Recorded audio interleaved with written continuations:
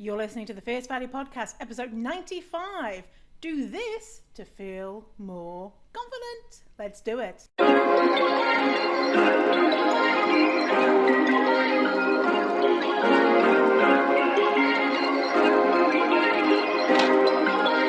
Perfect. I'm Victoria Wellesby, TEDx speaker, best-selling author, and fat activist. I have transformed my life from hating my body with desperately low self-esteem to being a courageous and confident, fierce fatty who loves every inch of this jelly.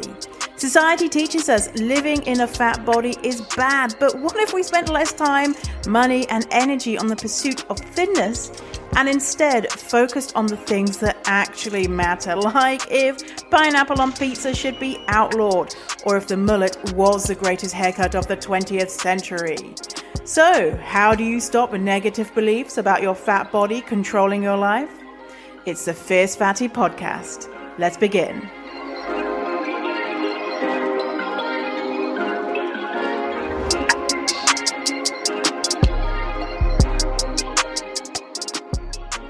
Hello, welcome to the episode. So pleased to have y'all. Oh, any of you interested in doing business shit? I'm curious. When you were interested in getting into the business of doing kind of like what I'm doing. Just some advice.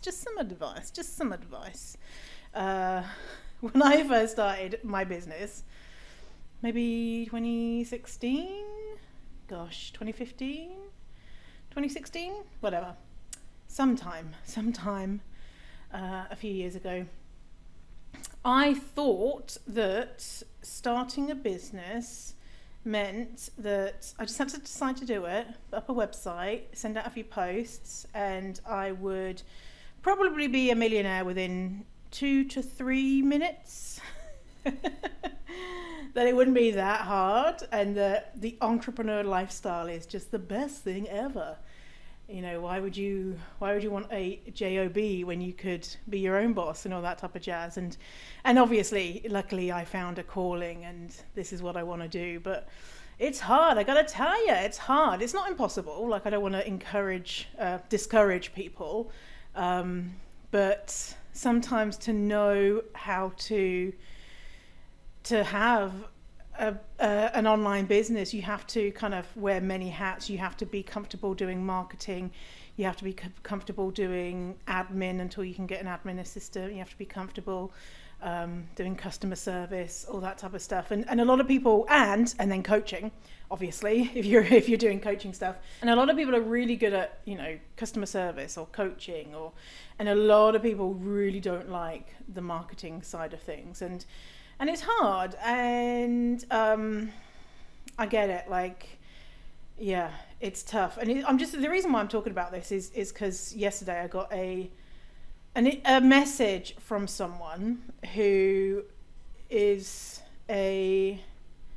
they're teaching like anti-diet stuff, and they sent me a message saying, hey, can you share my program on your Instagram? They'd never messaged me before. I'm teaching people how to unlearn fat phobia, and they were a straight size person. And so I just messaged back saying, oh, hey, this is not the best way to market your program. If you'd like to learn how to successfully market your program, go and look at someone like Courtney Charles from Yay for 100K. Courtney's one of my friends, and it's a great program. Anyway, and this person responded back saying, let me tell you what they said. I can't find it because I'm recording on my phone right now, but I was trying to look on my laptop for the words they said exactly, but they were just like really snarky, and they were like, well, Jamila Jamil shared it, and so I approached a smaller account like yours. I see, though, you're not interested in helping people in this industry. I was like, ooh, someone's showing their true colors. And then I said back to them, listen, don't you get how like offensive it is to message a fat person who you've never interacted with before, never messaged me before, only just started following me, saying, hey, can you get your fat followers, can you share with your audience of fat people and ask them to buy my program, even though I have a program, where I, a thin person, teaches your fat followers how to be how to learn fat phobia. And so I said that, and I said, listen, why are you getting mad? And I shared a resource on how you could better market stuff. And oh my God, then this person went off. They just was like, I share your content all the time. Lie. I didn't know that you had a program. Well, if you shared my content all the time, then you would know that I had a program.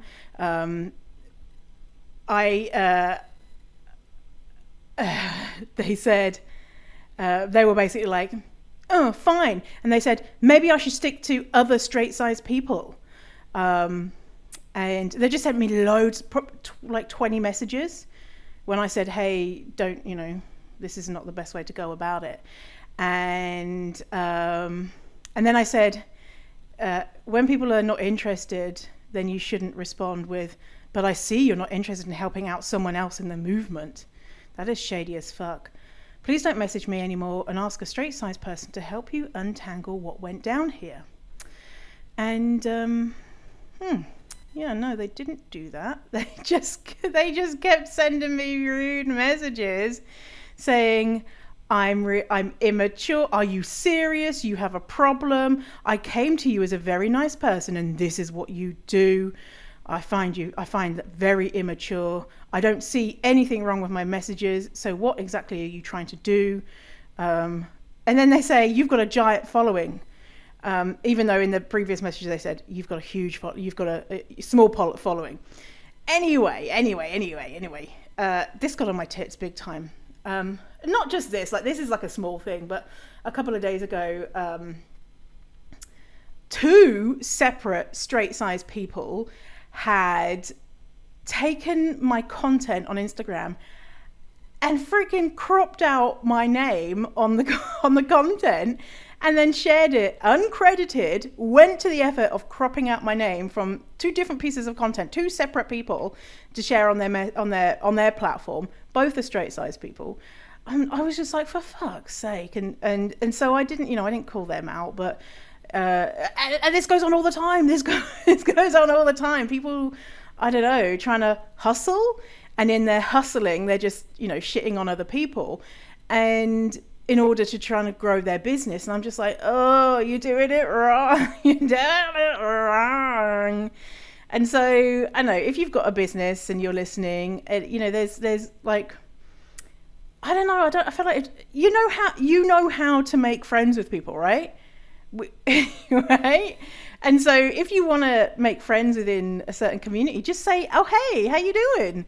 I like your shit. And then someone will be like, oh, cool, thanks, and then just, build a relationship with that person versus this person coming into my inbox being like, share my shit, give me your clients and I'll teach them as a thin person how to not be fat phobic.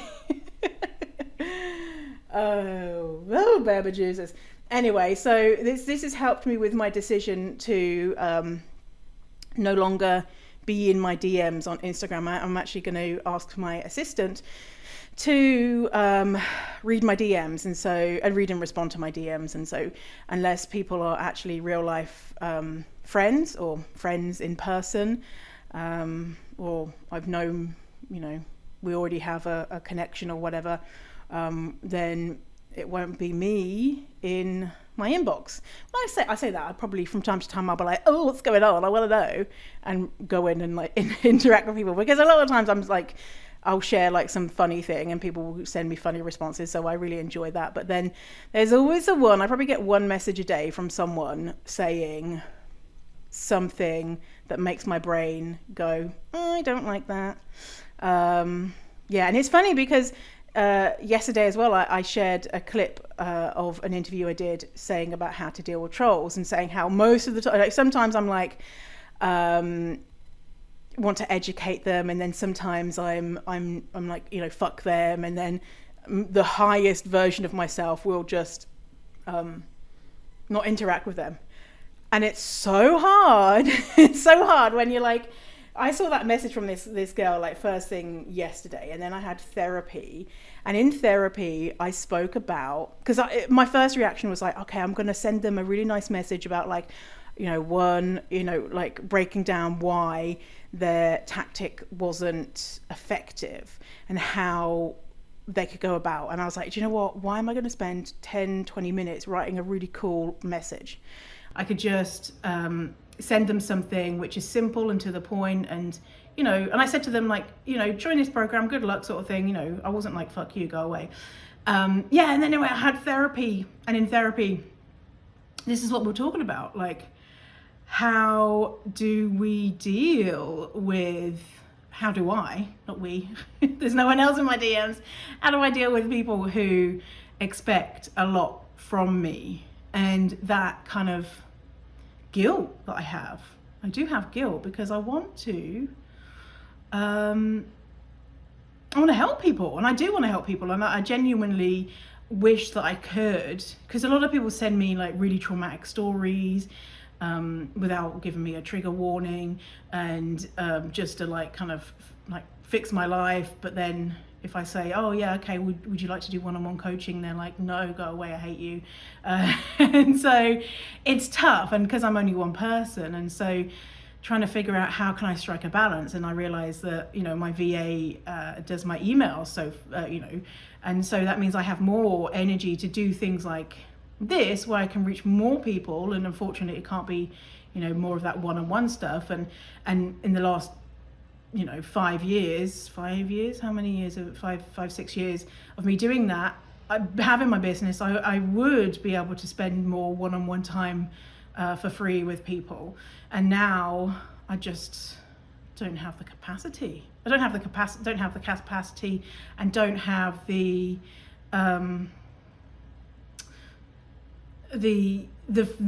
physical capacity and the mental capacity. Yeah. So anyway, that's some updates from my life, the Instagram drama. And by the way, most of my interactions on Instagram are really nice and really lovely, and luckily most of what I hear from people is really wonderful, kind things. So, but it's kind of like the balance. Where do you want the balance to be? Can I only see the good things? Can I only see the good things, please?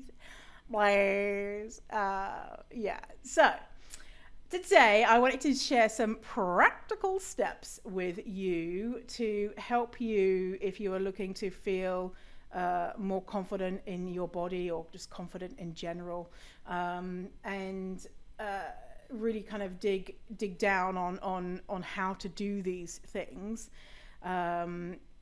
In how many steps we've got? 5 steps. So what we're talking about is, if you don't feel confident in your body, there are consequences in your life to that, right? If you don't feel confident in your body, you might avoid doing things, or do things to try and make you feel more confident that aren't really helping you, or that comfort you but are a distraction, like maybe doing something like adjusting your clothes, or wearing certain things to hide your body, or maybe doing things like not going to events, or all sorts of different things like that. And so how do we overcome that? Like, how do we go from having a lack of confidence to feeling a lot better and doing things? So a huge mistake that I see people making time and time again is they do a lot of learning. They get into something that a phrase that I've coined, the thing that I've coined, constant learner mode. They're in constant learner mode, which is learning about this subject, learning about fat positivity, about anti-diet, about confidence, about all of that juicy shit, listening to podcasts, or reading books, or following accounts. And all of that is super important. Like, listen to my podcast, okay? Don't not listen to my podcast, because I'll miss you. But all of those things are important. But you're missing a really big part of the ingredient. The next ingredient is taking action. And so we have to take action in a really in a way that's going to help us and support us, and not in a way that is going to traumatize us. A lot of people say to me, oh, well, I tried to take action once. One time I went out and I did this thing, and it just totally fucked me up because it was really awful, and people staring at me, or someone said something and it was really bad. And we don't want to do that, right? We don't want to take that type of action where we're putting ourselves in a vulnerable position that could actually derail us. And so I want to talk about that as well. Now, with taking action, you have to actually do the work to see the changes. And you can't expect to see dramatic changes in your life just by, following some fatties on Instagram. Especially if you're a quote unquote baby fat, so someone who's new to the fat positive community, because then you're unable to spot when some influencers are not actually in line with fat positivity and body positivity, and they say loads of problematic things. So when I was new in this thing, I was like, oh yeah, man, yeah, diets suck and la la la, but it's really important to be healthy. And so I would follow accounts. I was like, I don't know if it's still around, but there was an account called Healthy is the New Skinny, and I was like, yeah, man, this is it, healthy is the new skinny. And I was like, it's like, no, oh, you were close, Victoria, but not quite. And following that account, it was a step forward, but still, it was still kind of healthism, ableism, diet culture, but just with a different label, right? And as well, if you're following some people online, some of them are doing a ton of photoshopping and airbrushing and wearing shape underwear, and only showing really super glamorous shots and are maybe on diets themselves, and so we're kind of showing off, hourglass fatties or fatties that are more palatable. Like when I was newer in the journey, I there's no way that I would follow super fat people. I'd be like, oh, that's just too far. Oh my God. And I'd follow very attractive fat people, and it would make me feel better. But it was just reinforcing things that I needed to unlearn. And another thing to consider is, about this kind of learning and all that type of stuff. Again, learning is good. I'm not saying don't try and learn. Sometimes people can feel like, I need to become a fat scholar to be able to I need to know that much about fat shit to be, the most knowledgeable person, and then I'm going to feel better. And knowledge doesn't always translate into changing the way that you view fat bodies, right? There's a lot of people who know about certain stuff and hate their own fat body, right? They're like, oh, fat people should have rights and fat people should not be stigmatized and oppressed, and hate being fat themselves. And it's really complicated, and there's lots of different reasons, but it doesn't always translate. Having more knowledge about a subject doesn't always translate to you deeply believing that about you. You could probably deeply believe it about other fat people, but maybe not yourself. So that is the first step, is to get out of constant learner mode and just make the decision that you're going to take action. So that's the first step, just making the decision, okay? And so the next step number 2, is to work out what you're not doing or what you are doing because you don't like your body. So think about what you're doing or what you're not doing because you don't like your body. So here's some examples of things that people could be doing. They could be thinking negatively about themselves all day. They could be avoiding social situations. They could be wearing certain types of clothes that maybe don't feel like them, or or hide their body. They could be single even though they don't want a spouse. They could be in a relationship even though they don't like their spouse. They could not want to speak up at work. They could be scared to leave their job and find a new one. And as well, like some things to point out here, there are some things that, as fat people, we legitimately can't do. Some people who are bigger fat people can't always find clothes that express who they are authentically. So I'm not talking about things where you can't leave your job because it's impossible to find a new job, or you have to support your family or whatever. I'm not talking about those types of situations, because that's absolutely 100,000% legitimate. I'm talking about the things where it's a belief and it's not, a fact, and it's a kind of it reduces your life satisfaction and your happiness. And you know that if you didn't think negatively about your body all day long, your brain could be occupied with doing like more interesting stuff, like, I don't know, watching Netflix and scratching your bumhole or whatever, things that are really important. So, okay, so we want to work out what we're not doing or what we are doing. And you could have a good idea, or you might need to write down a list. And it doesn't have to be dramatic things. Maybe it is dramatic things, but it doesn't have to be. And so that is step 2.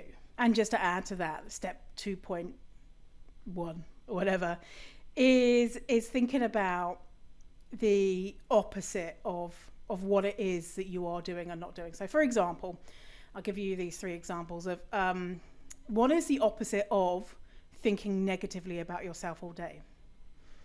Now the opposite of that is not thinking negatively about yourself all day, or thinking less negatively. So another one, avoiding social situations. The opposite of that is doing social things. And finally, example, being single even though I want a spouse. So the opposite of that is having a partner. And so we're getting closer. This is not it. We're getting closer, but we're getting closer to an idea of where we want to go. Now, when I say, think of the opposite is not what we're necessarily aiming for, because not thinking about yourself negatively all day long, is that achievable? Is that realistic?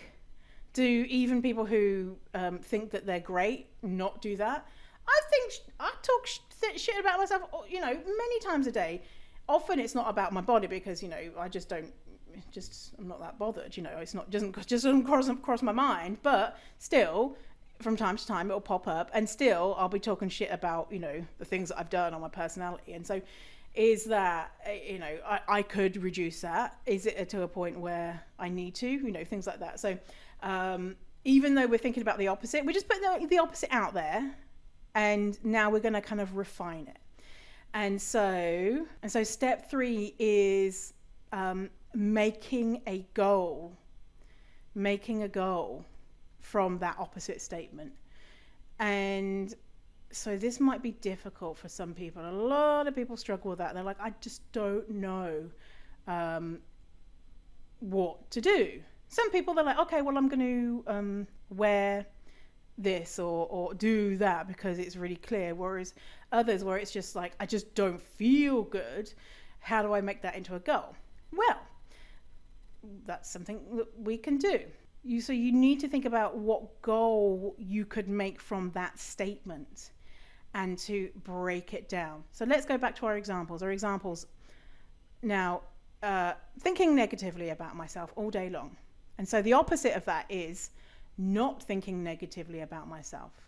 Now, is that something that is possible, doable, achievable, realistic? Not really. Maybe if you're at the stage right now where you're thinking, 1,000 bad thoughts a day, let's try and break this down.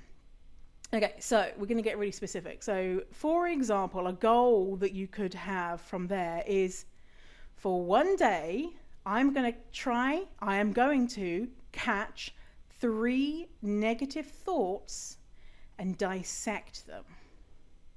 Okay, so a goal from that could be, let me repeat, for one day, catch 3 negative thoughts and dissect them.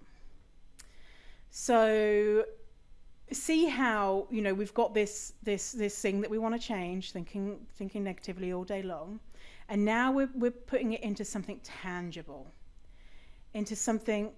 Do you think, say if you have 1,000 negative thoughts a day, do you think it's possible in a 24-hour period that you could catch them, not change them, just catch them and dissect them? If that feels like, no, impossible, how about just one in a week, So examples for the other ones. You're not doing social things is the example. The opposite is doing social things. And the goal from there could be, ask my friend to go for a coffee. Not dating, even though you want a partner. The opposite is having a partner. And the goal could be, so the goal wouldn't be go and find a partner. The goal would be take photos for my dating profile. So with these goals, we really want to break it down to the smallest possible step so that we can achieve it. So when we think about, if I like the analogy of climbing a mountain, like self-love mountain. I love that analogy of climbing a mountain. If we look at the mountain, at the top of the mountain, and we see all the different routes and how tall and scary and windy and cold it is, you might just say, fuck this, I ain't climbing that mountain. But if we said, oh, hey, can you just walk 10 meters to that camp right there and sign in? Then you'd be like, okay, I think I can do that.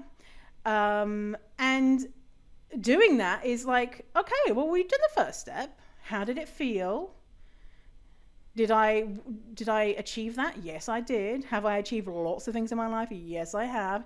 It's confidence building, right? And people might say poo-poo it and be like, oh, well, it's just walking towards a desk and signing in. No, that's a big thing. It's a big thing. You've moved a step forward. And so a lot of times people really struggle with this stuff because they look at the whole picture. They look at, oh my God, what like say if they're, a goal is to find a partner. They look at all of it, like, oh my God, what about the first date? What would I wear on the first date? And oh, what if when do we kiss? And oh, but I want to get married. Maybe they don't want to get married. And it's like, listen, let's not get ahead of ourselves here. Let's just thinking about logging into OkCupid, that's all you have to worry about right now. Because if you are thinking about the whole thing and it's getting stressful, then it's not helpful, right?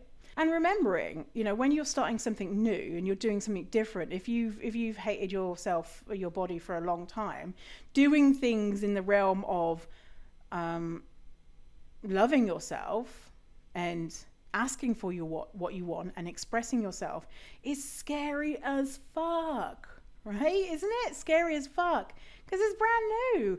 Anything that you're doing that's brand new is really difficult.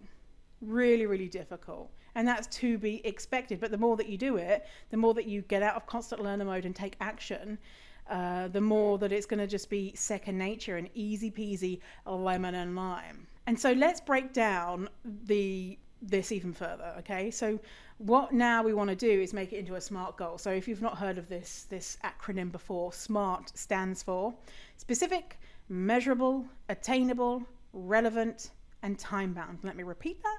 Make it a SMART goal, which stands for specific, measurable, attainable, relevant, and time-bound. And so what I see a lot of the times, people will have goals and their goal will be, I just want to feel better. And I'm like, great. What does that mean? How will you know that you've achieved that? How can you take action on such a giant thing? It's just, it's not going to happen. And so if you have a goal of, I just want to feel better, it's not going to happen, right? Because how the hell are you going to do that? How the hell are you going to do that? As a kind of break it down further, what does that mean? how can you quantify it?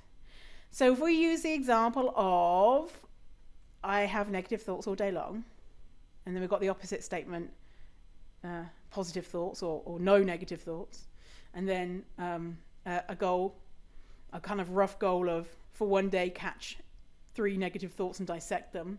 And so let's take it even further and make it a SMART goal. And so this is what a SMART goal could look like.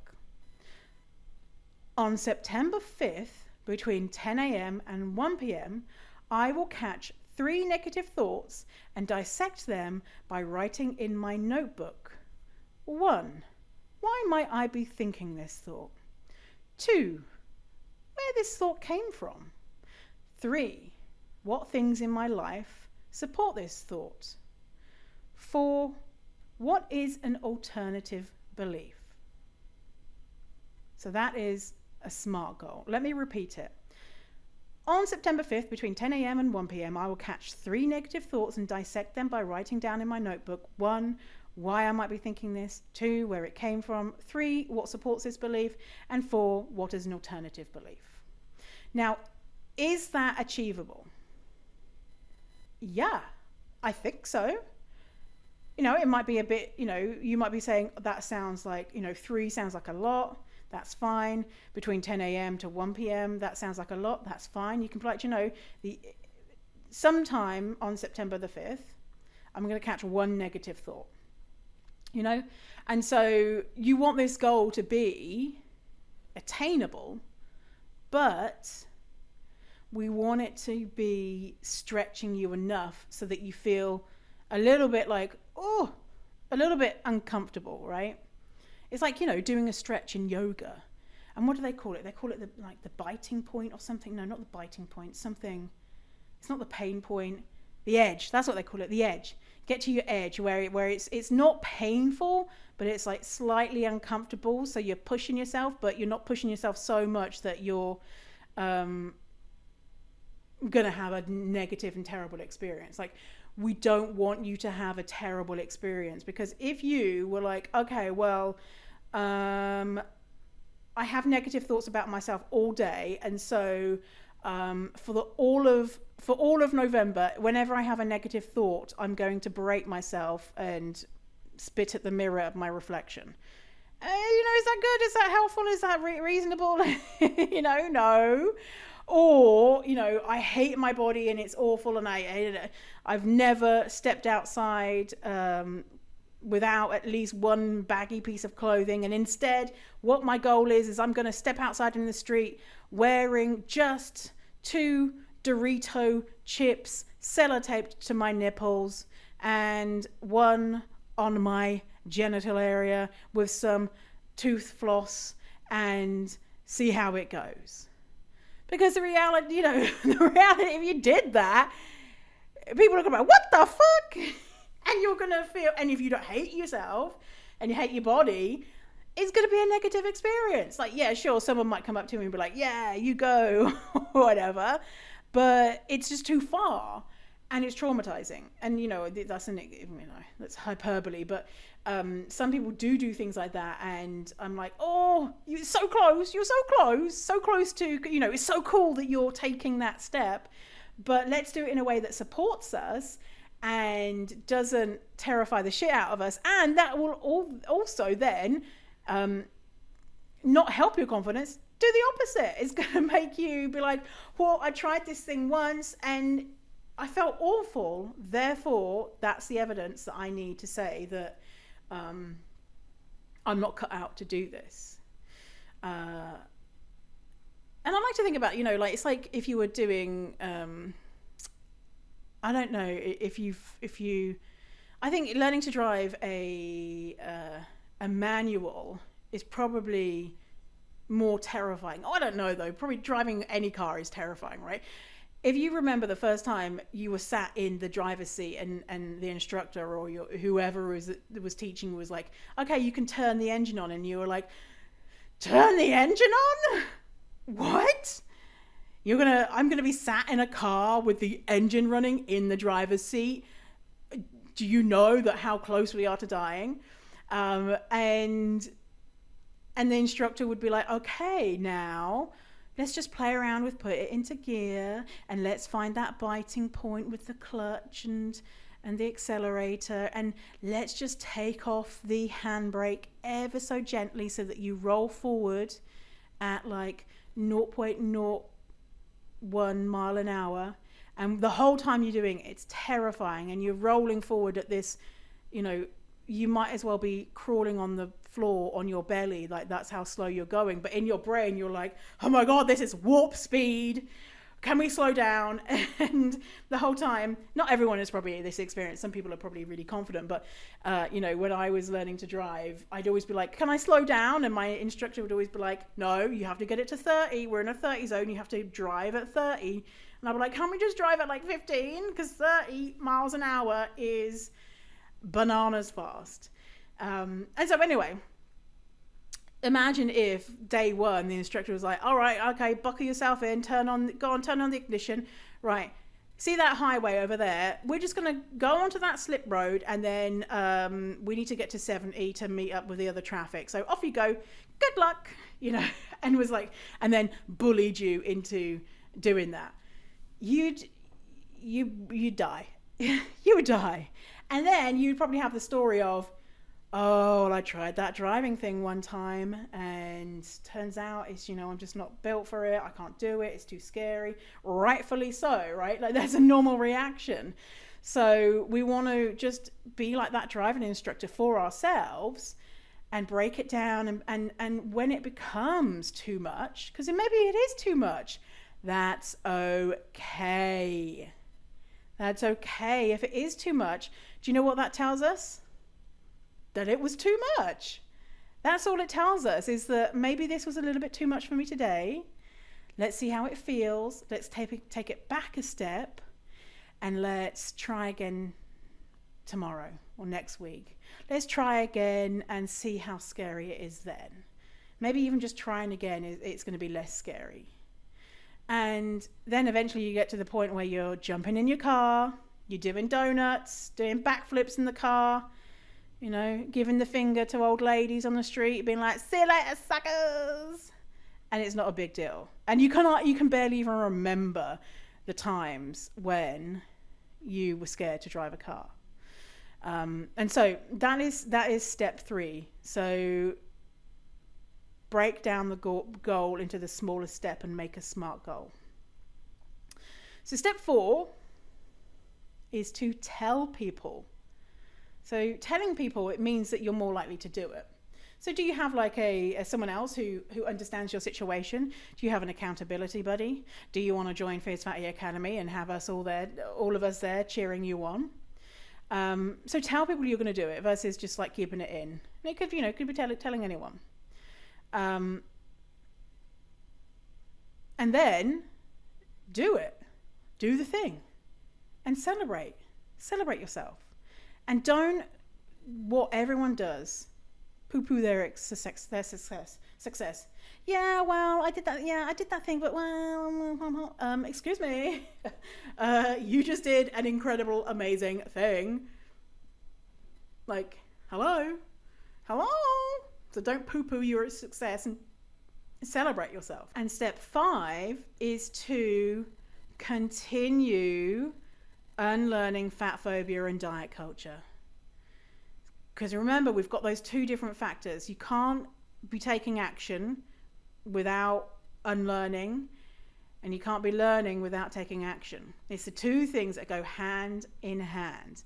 And examining those thoughts and being able to spot when fat phobic thoughts are going to come up, because guess what? They're going to come up because you're a human being with a brain living in probably a fat phobic society. Therefore, they're going to always be coming up, and learning how to deal with that stuff is really, really important, because, the world is changing, but not at the speed that we'd like it to, right? So hopefully by the time we're old and we're in like nursing homes, we can be like, when I was young, people used to tell fat people to lose weight. And then like our great-grandchildren will be like, what? That's so weird. Can you imagine that? So people didn't realize that bodies came in all sizes. No, they didn't. And you'd be like the cool old person there just being like, yeah, I was like the early innovator. I was the earlier, what do they call it? Early adopter of this concept. And they'll be like, oh my God, you are so cool. But if it's me, I probably won't have grandchildren because I'm not going to have children probably. So it'll be some other children. I'll be talking to children on the street being like, did you know? And I'm like, go away, old person, leave us alone, we don't care. Okay, so let me recap for you. Do this to feel more confident. Step 1, get out of constant learner mode and take action. So constant learner mode is the natural thing that we all do when we first discover fat positivity and long after it, which is learn and learn and learn and follow people and listen to podcasts and read books, which is all incredible, important things that we need to be doing. But we forget to do the other big thing. And the other big thing is take action. We cannot see changes in our life unless we do these two things, learn and take action. So step 1, get out of constant learner mode and take action.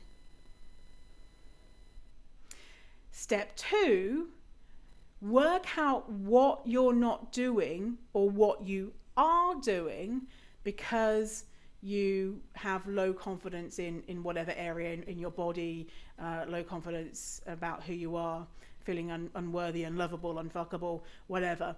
Work out what you're not doing or what you are doing. Basically, how is it affecting your life?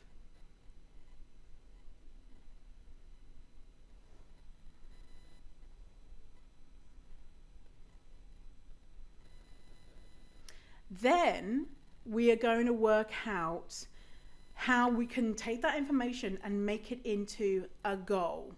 Now, you don't have to have 50 billion goals, don't overwhelm yourself. Just start with one. Let's make it easy. So, for example, if one of your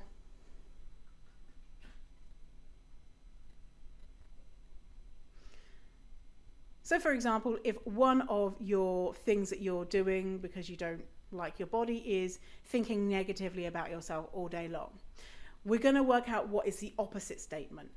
So we're not going to be doing the opposite statement. We're just going to work out what the opposite statement is.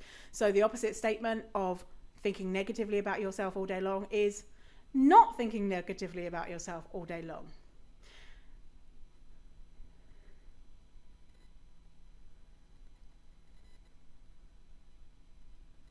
So that's step 2, working out how this lack of confidence is affecting you and what is the opposite statement. Step number 3 is to make a goal from that statement. So picking a goal and breaking it down to the smallest step.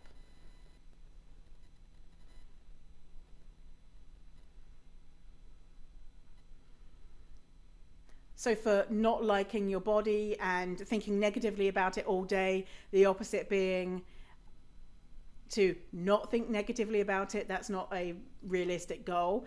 But a goal from that could look like something like, for one day, I'm going to catch 3 negative thoughts and dissect them.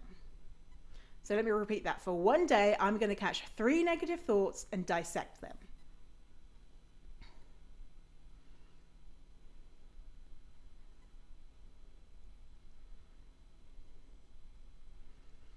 Now we've got to make it into a SMART goal. So if you're not familiar with that acronym, SMART stands for specific, measurable, attainable, relevant, time-bound. So let's make that into a SMART goal. Thinking negatively about myself all day. A SMART goal around that could be on September 5th, between 10 a.m. and 1 p.m., I will catch 3 negative thoughts and dissect them by writing down in my notebook, 1, why I might be thinking this thought, 2, where this thought came from, 3, what supports this thought, and 4, what is an alternative belief.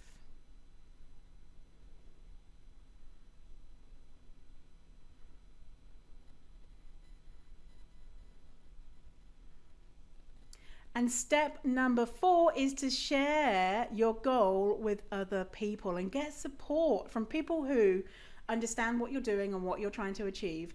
If you share that you're working towards this goal, then you're more likely to do it and more likely to achieve it.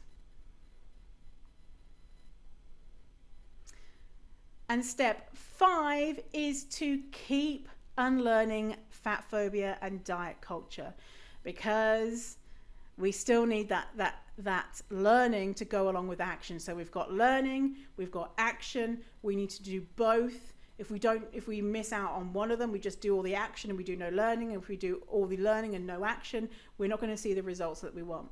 So in what ways is fat phobia and diet culture affecting your life? In what ways is lower confidence affecting your life? What are you doing? What are you not doing? And what would you like a different reality to look like for you? Break it down. Don't look at the whole picture because it's just too much. Let's break it down to the smallest step possible. Take those steps, and then you can look at the next goal, and the next goal is another small step. Before you know it, you're at the top of the mountain and you're like, oh my god, motherfucker, look at me just going around being all confident and shit. And by the way, by doing these things, you're changing your neural pathways, right? So taking these actions, you're learning a new way to be in the world. And you're unlearning with the unlearning the fat phobia, you're unlearning all of the old thoughts and beliefs and putting that into practice. And people are not,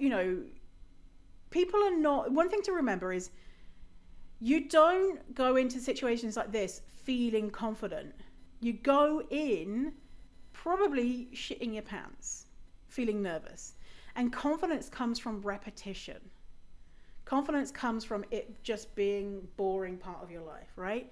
You don't become a confident driver by learning about driving, by thinking about driving. You probably become a less good driver by thinking about it and being like, oh my god, what if I have to drive at like 40 miles an hour? Oh my god, I'm gonna die. The only way that you're going to get more confident is to by practice, keep practicing. And if the practice is if it's too much, take a step back. That's okay. And don't expect that, you're going to do one thing and then all of a sudden you're going to feel like Lizzo, right? We're moving into the direction of feeling better about ourselves and feeling more confident. And that could take time, depending on how long we felt the opposite way. So I'm curious, if you're going to set a goal, let me know. Tell me all about it. I want to know. Tell me, email me, let me in on your journey, on your adventures. And a reminder to write a review about Fierce Fatty Podcast if you like. If you want to write a nice review, that'd be cool. If you don't want to, that's fine. Whatever. It's all good. And thank you for hanging out with me today. I appreciate it. And stay fierce, fatty. I'll see you in a while. Alligator.